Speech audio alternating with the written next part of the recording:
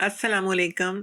अपने चैनल पर हम आपको खुशामदीद कहते हैं। हर रोज़ एक नई कहानी को सुनने के लिए हमारे चैनल को सब्सक्राइब कर लें और कहानी को मुकम्मल सुनें। शुक्रिया। मेरी उम्र महज 14 साल थी, लेकिन मैं अपने आप से बहुत ज़्यादा मजबूर थी। मेरे माँ बाप मुझे बिल्कुल पसंद नहीं करते थे और मुझे इस बात की कोई परेशानी नहीं थी। ना ही मैं दुख में रहती थी, क्योंकि मुझे अपनी ज़ात से गर्ज थी। जो मैं हासिल करना चाहती थी वो मैं किसी भी सूरत हासिल कर लेती थी। मैं बचपन से ही बहुत अलग मिजाज की लड़की थी। मैंने 14 साल की उम्र में ही कई बार जिस्मानी ताल्लुकात कायम कर लिए थे, और वो भी अपने हम उम्र इंसान से नहीं बल्कि 45 साल मर्दों से। ऐसे काम करवाना मुझे बहुत ज़्यादा पसंद था, वरना मैं बिल्कुल मुतमईन नहीं हो पाती थी।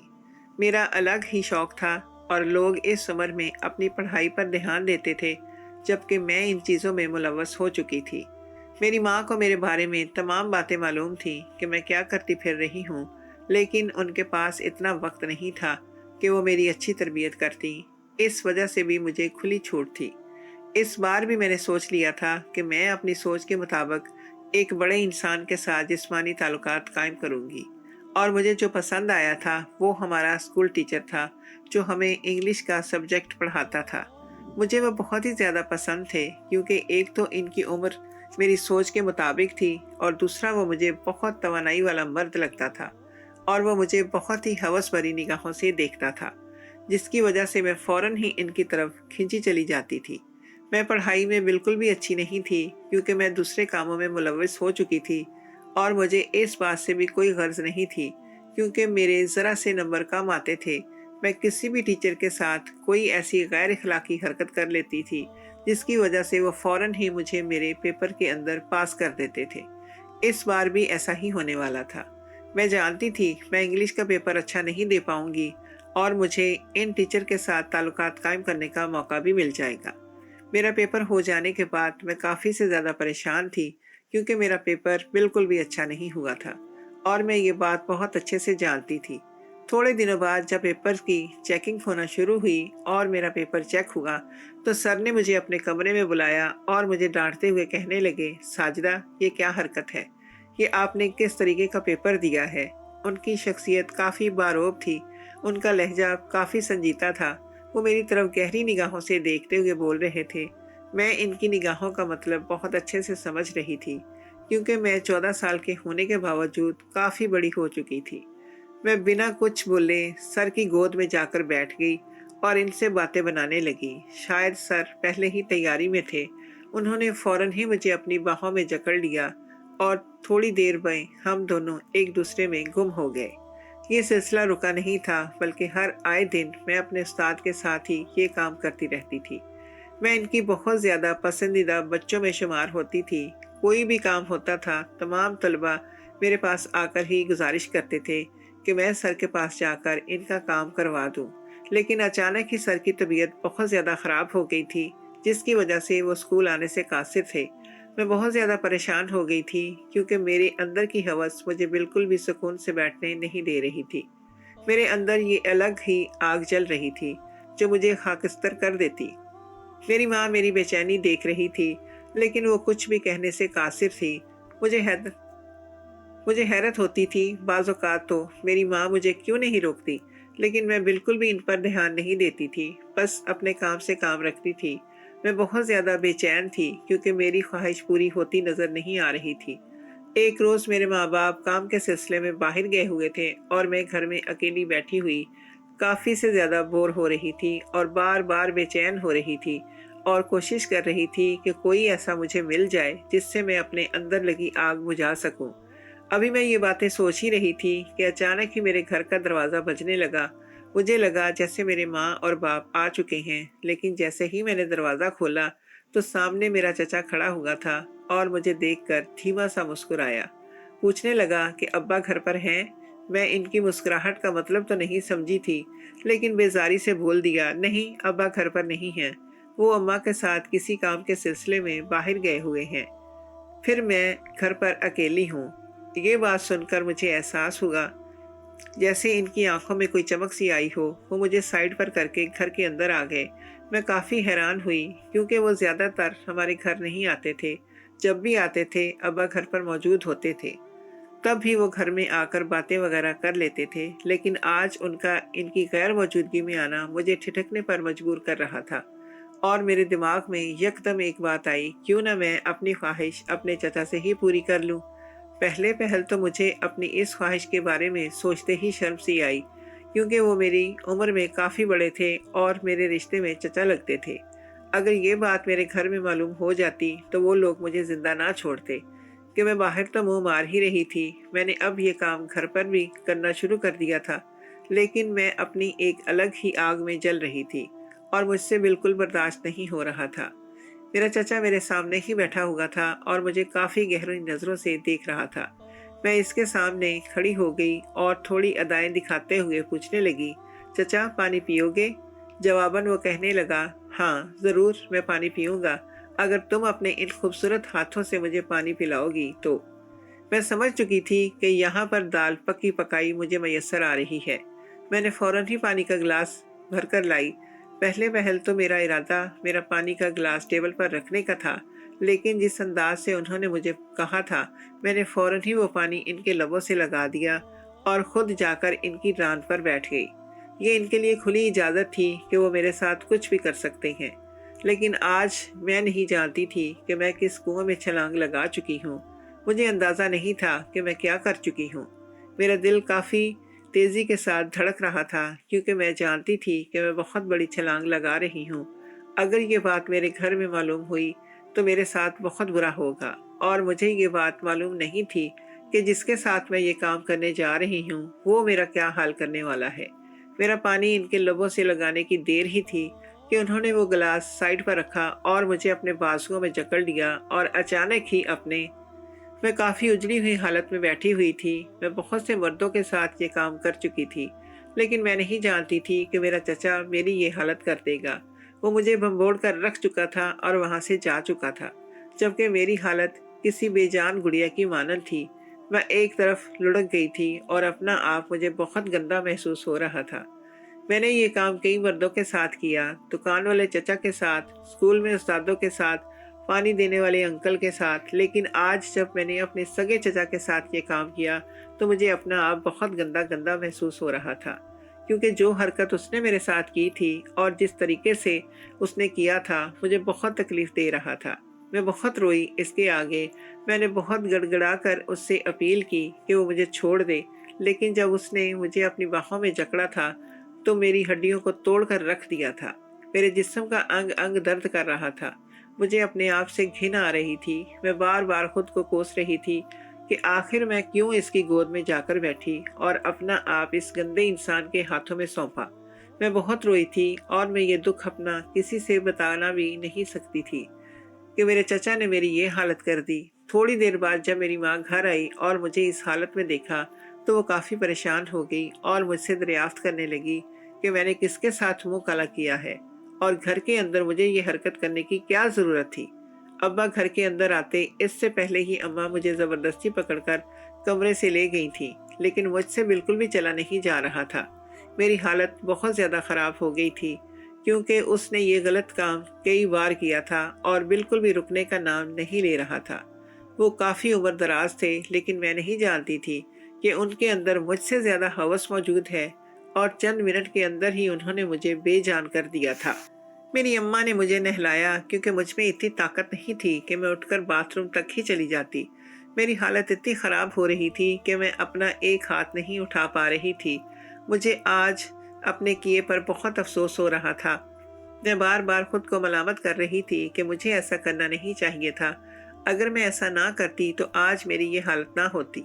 मेरी अम्मा मुझसे पूछती रह गई, लेकिन मेरे पास बताने के लिए कुछ भी मौजूद नहीं था। इसीलिए मैं खामोशी से इनकी लान तान सुनती रही, लेकिन मैंने अपने मुंह से एक लफ्ज़ नहीं निकाला, क्योंकि मैं जानती थी अगर मैं ये बात इनके गोश गुजार कर देती कि मैंने ये आज का काम जो किया है वो किसी गैर मर्द के साथ नहीं बल्कि अपने सगे चचा के साथ किया है, तो वो यकीनन मेरा गला घोंटकर मुझे अब्दी नींद सुला देती। इस वजह से भी मैं खामोश थी, क्योंकि मुझे अपनी ज़िंदगी बहुत प्यारी थी। लेकिन आज मुझे बहुत अफसोस हो रहा था कि मुझे ये काम अपने चचा के साथ नहीं करना चाहिए था। मैं अपने आप को कोसती हुई सो गई थी, और अगले रोज़ जब मेरी आँख खुली तो मुझे अपनी हालत काफ़ी से ज़्यादा ख़राब होती हुई महसूस हुई। मुझे अपना जिस्म काफ़ी निढाल निढाल महसूस हो रहा था। कुछ दिन तक तो ऐसा ही रहा, लेकिन मैं जल्द ही सेहतयाब हो गई और वैसे ही मेरी आवारागर्दियाँ शुरू हो गई। मुझे जहाँ अपना शिकार नज़र आता था, मैं इसके साथ ही ताल्लुकात कायम कर लेती थी। मैं ज़हानत में बहुत अच्छी थी। मैं बहुत जल्द ही लोगों के दिमाग को पढ़ लेती थी कि वो मेरे बारे में कैसे ख़यालात रखता है, और इसी हिसाब से ही मैं इस इंसान को फंसाने में आसानी महसूस करती थी। बहुत से लोग मेरी तरफ जल्द से मुतवज्जो हो जाते थे, लेकिन बहुत से ऐसे लोग भी होते थे जिनको मुझे फंसाने में बहुत मुश्किल पेश आती थी। लेकिन एक चीज़ ये अच्छी थी कि मैं आराम से 45 साल मर्दों के साथ ये काम कर लेती थी, क्योंकि वो लोग पहले ही हवस के पुजारी होते थे, और मुझ जैसी कम सिन हसीन दोशीज़ा जब इन लोगों को मैसर आती थी, तो वो लोग मुझे किसी भी सूरत नहीं छोड़ते थे। वक्त अपनी रफ्तार के साथ गुजर रहा था और मैं हर रोज़ ही ये काम करती आ रही थी। एक रोज़ मेरी अम्मा और अब्बा काम के सिलसिले में बाहर गए हुए थे कि अचानक ही एक कालीन बेचने वाला पठान हमारे दरवाजे पर आया और दरवाज़ा खटखटाकर पूछने लगा कि बाजी, कालीन लेना है क्या? मैं आज फिर अजीब सी हालत का शिकार थी। मुझे इस काम की लत लग चुकी थी, जिसकी वजह से मैं किसी भी तौर पर अपनी इस ख्वाहिश को किसी न किसी के ज़रिए पूरी कर ही लेती थी। लेकिन आजकल मुझे फिर मेरी ख्वाहिश पूरी होती नज़र नहीं आ रही थी, और घर में भी अकेली थी। जब मैंने इस पठान को देखा तो मुझे अपना आप बहकता हुआ महसूस हुआ। वो देखने में काफ़ी खूबसूरत पठान था। सुर्ख सफ़ेद रंगत, लंबा चौड़ा कद, जानदार मर्द था। मुझे यकदम ही इसको देखकर एक ख्याल आया, क्यों ना आज इसके साथ मैं दिन रंगीन कर लूं, और मैंने अपने मंसूबे के तहत इस पठान को अपनी अदाओं के जाल में फंसा लिया। वो शायद मुझसे यही तवक्को कर रहा था, और फौरन ही मुझ पर तिल पड़ा और मेरी हालत किसी आवारा कोठे वालियों की तरह कर दी। मेरी हालत बहुत दोहरी हो रही थी, क्योंकि इस इंसान ने मुझे चंद सेकंड में ही भंबोड़ कर रख दिया था, और उसने तो मेरी हालत मेरे चचा से भी बुरी कर दी थी। वो इंसान जवान था और मेरे चचा काफ़ी बूढ़े थे, लेकिन इसके बावजूद उन्होंने मेरा बहुत बुरा हाल किया था। लेकिन इस पठान ने तो मुझे सांस लेने की भी मोहलत नहीं दी थी, बल्कि आधे घंटे के अंदर ही अंदर इसने मेरी ऐसी हालत कर दी थी कि मुझे सांस तक नहीं आ रही थी, और उसने मेरे साथ जंगलियों की तरह सलूक किया। वो मुझे जानवरों की तरह इस्तेमाल कर रहा था, और अगर मैं ज़रा सा भी इसको हटाने की कोशिश करती खुद से, तो वो मुझे मारने पीटने शुरू कर देता। और आज एक बार फिर खुद पर अफसोस हो रहा था कि मेरी हवस ने क्या करने पर मजबूर कर दिया। लेकिन मैं इसका जुल्म व सितम सहती रही, क्योंकि मुझे मज़ा भी आ रहा था और मेरी आग बुझ रही थी। थोड़ी देर बाद ही वो पठान मुझसे उठकर चला गया। थोड़ी देर बाद ही वो पठान मुझसे अच्छे से मिलकर चला गया, लेकिन इसके जाने के बाद मैंने खुद को फ़ौरन ही संभाल लिया था, क्योंकि अम्मा अगर आ जाती तो आज मुझे ज़िंदा दफन करने में चंद सेकंड ही लगाती। पठान के साथ मेरी हालत बहुत ख़राब हुई और मेरी तबीयत ख़राब रहने लगी। मेरी अम्मा भी ये चीज़ देख रही थी कि मैं दिन ब दिन कमज़ोर होती जा रही हूँ। मेरी मुंह के अंदर छाले पड़ रहे थे और जिस्म पर निशानात आने शुरू हो गए थे। मेरी अम्मा बहुत ज़्यादा परेशान हो रही थी, और अब्बा भी मेरी हालत को देखकर परेशान थे कि मेरी बेटी को ऐसी क्या बीमारी हो गई जिसकी वजह से वो इतनी कमज़ोर होती जा रही है। मुझे डॉक्टर के पास भी लेकर गए थे, लेकिन उन्होंने भी कोई ख़ास बीमारी का नहीं बताया। बस यही बोल दिया था कि शायद मुंह की गर्मी की वजह से छाले हो गए हैं। लेकिन मैं कुछ खा पी नहीं रही थी, क्योंकि मुझे अपने हलक के अंदर तक छाले महसूस हो रहे थे। मेरे घर के अंदर मौजूद मेरे माँ बाप बहुत परेशान थे, और मैं खुद की हालत से भी काफ़ी बेजार हो गई थी। मैं हर आए दिन जो लोगों के साथ ताल्लुकात कायम करके अपनी हवस बुझाती थी, अब मेरा दिल किसी तरफ भी राग़िब नहीं हो रहा था। बस मैं निढाल निढाल सी अपने कमरे में पड़ी रहती थी। मेरे माँ बाप मुझे हर रोज़ ही किसी न किसी कारी से दम भी करवाते थे, शायद मेरी तबीयत बहाल हो जाए, लेकिन ऐसा कुछ नहीं हो रहा था जिससे मेरी तबीयत ठीक हो। एक रोज़ मेरी हालत यकदम ही बहुत ज़्यादा ख़राब हो गई और मुझे उल्टियाँ लगना शुरू हो गई। मैंने कुछ नहीं खाया था, इसके बावजूद भी मुझे काफ़ी से ज़्यादा उल्टियाँ हुई थी। मेरा हलक बहुत ज़्यादा जल रहा था। मेरे चेहरे पर जगह जगह निशान आ रहे थे। मेरी अम्मा बहुत ज़्यादा परेशान थी। वो फ़ौरन ही मुझे लेकर अस्पताल चली गई। अस्पताल में मौजूद एक डॉक्टर ने जब मेरी हालत देखी तो वो भी थोड़ी सी खौफज़दा हो गई, और उन्होंने मुझे फ़ौरन ही टेस्ट लिख कर दे दिया। और जब मेरा टेस्ट हुआ और रिपोर्ट्स जब हम लोगों ने डॉक्टर को दिखाई, اور جو بات لوگوں نے ہمارے گوش گزار کی وہ ہمارے اوسان خطا کرنے کے در پر آ گئی تھی۔ مجھے تو اپنے کانوں پر یقین نہیں آ رہا تھا کہ وہ ڈاکٹر کیا بول رہی ہے۔ میری اماں خود یہ سب سن کر بے چین ہو گئی تھیں۔ وہ اگر مجھے یہ غلط کام کرنے کی اجازت دیتی تھی تو فوراً ہی مجھے تاکید کرتی تھی کہ میں نہا لوں اور اپنا جسم اچھی طرح سے صاف کر لوں۔ لیکن اس دن جب پٹھان میرے قریب آیا تو میں نے بس اوپر اوپر سے ہی خود کو صاف کر لیا تھا، لیکن یہی میری سب سے بڑی خطا تھی۔ جو ڈاکٹر نے بات بتائی وہ مجھے حیران کر گئی کہ میں ایک ایسی بیماری میں ملوث ہو چکی ہوں جو لوگوں کے ساتھ ہم بستری کرنے کی وجہ سے ہوتی ہے، عیاشیاں کرنے کی وجہ سے ہوتی ہے، یعنی مجھے ایڈز ہو چکا تھا۔ اور یہ ہماری کوئی آسان سی بیماری نہیں ہوتی۔ لوگ ایسے لوگوں سے نفرت کرتے ہیں اور ان کی جانب دیکھنا بھی گوارا نہیں کرتے۔ وہ ڈاکٹر کافی حقارت بھری نگاہوں سے مجھے دیکھتے ہوئے بتا رہی تھی۔ وہ سمجھ چکی تھی کہ میرے کارنامے کیا تھے، لیکن جب میں نے یہ بات سنی تو مجھے اپنے پیروں پر کھڑا ہونا مشکل ہو رہا تھا۔ میں اچھے سے اس بیماری کے بارے میں جانتی تھی، مجھے بھی تھوڑا بہت تو اس بیماری کے بارے میں معلوم تھا، لیکن جب میں نے ایک ڈرامہ دیکھا تھا اس کے بعد مجھے اس کے بارے میں تمام آگاہی ہو گئی تھی کہ یہ بیماری کن لوگوں کو ہوتی ہے اور اس بیماری کے بعد انسان کو کیا کیا چیزوں کا سامنا کرنا پڑتا ہے۔ اس انسان کو جلد سے جلد موت بھی نہیں آتی ہے، ان کو بہت سسک سسک کر موت آتی ہے۔ میرا دل خون کے آنسو رو رہا تھا، مجھے یقین نہیں آ رہا تھا کہ میں کیا غلطی کر بیٹھی ہوں، جبکہ میری ماں بھی اپنا سر پکڑ کر بیٹھی ہوئی تھی۔ ہم لوگ بہت زیادہ رو رہے تھے۔ میرے باپ کو جب میری ماں نے گھر میں آ کر یہ بات بتائی تو وہ حیران ہو گئے، کیونکہ میرے کرتوت کے بارے میں میرے باپ کو ذرا بھی آگاہی نہیں تھی۔ میری ماں تمام چیزوں سے آگاہ تھی اور آج مجھے اپنی ماں پر بھی افسوس ہو رہا تھا کہ جب انہیں میری تمام حرکتوں کے بارے میں معلوم تھا تو انہوں نے مجھے اس چیز کے لیے روکا کیوں نہیں۔ میرے ابا میری اماں پر غصہ کرتے ہوئے کہنے لگے، جب تمہیں معلوم تھا کہ تمہاری بیٹی کن چیزوں میں ملوث ہو چکی ہے، کس راستے پر چل رہی ہے، تو تم نے اس کی شادی کیوں نہیں کرائی؟ اگر وہ اتنی گھٹیا حرکتیں کر رہی تھی تو ہمیں تم بتاتی تو صحیح۔ میری اماں سر جھکائے سب کچھ سن رہی تھی، برداشت کر رہی تھی، جبکہ میں بھی ایک کونے میں بیٹھی سسک رہی تھی، کیونکہ میں سمجھ چکی تھی کہ میری موت بہت جلد ہونے والی ہے اور اتنی اذیتناک موت مجھے میرے رونگٹے کھڑے محسوس ہوتے ہوئے نظر آ رہے تھے۔ میرے ابا نے قریب آ کر میرے منہ پر ایک زناٹے دار تھپڑ مارتے ہوئے کہا، اچھا ہوا تمہارے ساتھ یہ ہو گیا اور انشاءاللہ تم کتے کی موت ہی مرو گی۔ تم جیسی اولاد سے بہتر ہے کہ میری کوئی اولاد نہ ہوتی۔ تمہارے پیدا ہوتے ہی میں تمہارا گلا گھونٹ دیتا۔ وہ مجھے مار پیٹ کر جا چکے تھے، جبکہ میں اپنی حالت سے بہت زیادہ پریشان ہو گئی تھی۔ دن بدن میری حالت گرتی ہی جا رہی تھی، میں بہت کمزور ہو گئی تھی۔ میری اماں نے مجھے ایک کمرے کے اندر بند کر رکھا ہوا تھا، کیونکہ اگر میں گھر سے باہر جاتی تو لوگ مجھے پتھر سے مارتے، اور میں اس لائق ہی تھی۔ مجھ جیسی ناہنجار اولاد اور ایک گندی لڑکی کے ساتھ ایسا ہی ہونا چاہیے تھا۔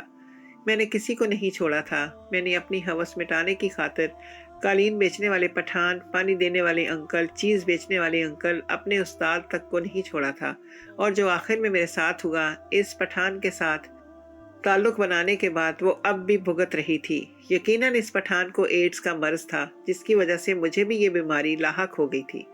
میں اندر ہی اندر خود کو کوستی بھی تھی کہ میں نے غلط کیوں کیا اور اس قالین بیچنے والے پٹھان کے ساتھ نہ کرتی۔ اگر میں اس قالین والے کے ساتھ یہ غلط کام نہ کرتی تو آج میری یہ حالت نہیں ہوتی، بلکہ میں صحت یاب ہوتی۔ لیکن اللہ تعالیٰ نے مجھ پر اپنا عذاب تو نازل کرنا ہی تھا، لیکن میں نہیں جانتی تھی کہ مجھ پر اتنا خطرناک قسم کا عذاب نازل ہوگا۔ میں بہت کمزور ہو گئی تھی، میری حالت ایسی تھی کہ میں اٹھ کر دوسرے کمرے تک نہیں جا پاتی تھی۔ میری اماں بہت زیادہ پریشان رہنے لگی تھی۔ بہت سارے لوگ ہمارے گھر پر آتے تھے اور میرے بارے میں دریافت کرتے تھے کہ ساجدہ کدھر ہے، وہ نظر نہیں آتی ہے، جبکہ میری ماں خوف زدہ سی میرے دروازے کی جانب دیکھتے ہوئے بول دیتی تھی کہ وہ اپنی خالہ کے گھر چلی گئی ہے، جس کی وجہ سے وہ یہاں پر نظر نہیں آتی ہے، جبکہ مجھے یہ بات بہت زیادہ تکلیف دیتی تھی، کیونکہ میری ماں میرے بارے میں کسی کو کچھ نہیں بتا سکتی تھی، کیونکہ میں نے کام ہی اس طریقے کا کیا تھا۔ میری کوئی بھی بات کسی کو نہ بتائی جائے۔ وقت گزرنے کے ساتھ ساتھ میری بیماری میں اضافہ ہی ہوتا جا رہا تھا۔ ڈاکٹر نے میرا علاج کرنے سے منع کر دیا تھا کہ ہم ایسی بیماری والی لڑکی کا علاج نہیں کریں گے۔ بہت سے ڈاکٹر مجھے حقارت بھری نگاہوں سے دیکھتے تھے کہ اتنی سی عمر میں مجھے ایسی بیماری ہو گئی ہے۔ یقیناً میں بہت خراب لڑکی ہوں اور یہ بات حقیقت ہے۔ میں نے کئی بار اللہ سے رو رو کر گڑ گڑا کر اپنی معافی کی طلب کی تھی، لیکن اب بہت دیر ہو چکی تھی۔ میری توبہ کا دروازہ بند ہو چکا تھا، لیکن اس کے باوجود بھی میں نے ہمت نہیں ہاری تھی اور میں اللہ سے دعائیں ہی کرتی رہتی تھی۔ میری ماں نے میرا بہت علاج کروایا تھا، لیکن اس کے باوجود بھی رسپانس زیرو ہی تھا، کیونکہ اس بیماری کا ڈاکٹرز نے صاف ستھرے الفاظ میں میری ماں کو بتا دیا تھا۔ میری طرح میری ماں کے پاس بھی پچھتاوے کے سوا کچھ نہیں رہا تھا۔ اگر میری ماں مجھ پر روک ٹوک کرتی، مجھے سمجھاتی، تو آج اس راہ پر میں نہ چلتی۔ جب میں نے پہلی بار ایسی حرکت کی تھی تب بھی ہی میری ماں کو علم ہو گیا تھا، لیکن یہ علاقہ ایسا تھا کہ جہاں بچیاں چھوٹی عمر سے ہی اس غلط کاموں میں پڑ جاتی تھیں، کیونکہ یہ غریب گھرانے کی لڑکیاں تھیں جن کا پڑھائی کی طرف دھیان نہیں جاتا تھا۔ وہ سارا دن ایسے کاموں میں مشغول رہتی تھیں، مگر وہ سب لڑکیاں اپنے والدین سے ڈرتی تھیں اور ان کے والدین کی بھی ان پر کڑی نظر ہوتی تھی۔ اس وجہ سے وہ لوگ ملنے جلنے تک، عشق و عاشقی تک ہی محدود رہتے تھے، لیکن اس طرح کے کاموں میں نہیں پڑی تھیں جس طرح کے کاموں میں میں پڑ چکی تھی۔ اگر میری ماں نے مجھے روک ٹوک کی ہوتی تو آج یہ نتیجہ نہیں نکلتا۔ دراصل میری ماں بھی آزاد پسند عورت تھی۔ ابا کے باہر جاتے ہی اماں بھی سارا دن ادھر ادھر تاک جھانک کرتی تھیں، اور میں ان کے کارنامے ابا کو نہ بتاؤں اس وجہ سے وہ مجھے روک ٹوک نہیں کرتی تھی۔ ان کو اپنی آزادی پیاری تھی، وہ اپنے کاموں سے کام رکھتی تھی، اور اکثر جن لوگوں کے ساتھ میں ہم بستری کرتی تھی وہ مجھے بہت سارے پیسے دیا کرتے تھے یا تحفے تحائف بھی دیتے تھے۔ اس وجہ سے اماں بھی خاموش رہتی تھی۔ در حقیقت میری ماں ایک ذمہ دار خاتون اور ذمہ دار ماں نہ تھی۔ ان کو اپنے گھر سے زیادہ دوسرے کے گھروں میں دلچسپی رہتی تھی اور بن سنور کر اڑوس پڑوس کے گھروں میں جاتی تھیں اور ان کے شوہروں کو لبھانے کی کوشش کرتی تھیں۔ اس بیماری کا کوئی علاج نہیں ہے۔ میں آج بھی بستر پر ہی ہوں، کیونکہ ایسے انسانوں کی موت بھی جلدی نہیں ہوتی ہے۔ وہ لوگ جب تک خود کو ختم نہیں کر لیتے اور ہڈیاں گل نہیں جاتی، ان لوگوں کی آنکھیں بند نہیں ہوتی۔